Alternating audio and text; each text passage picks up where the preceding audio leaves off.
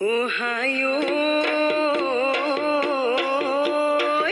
উঠুল paper হ'ব দে ও পৃথিৱী কপালে ও কপত গৰুথিলে ঐ বুলি ও আমাৰ নাচনী ও সাজি কাচি ওলালে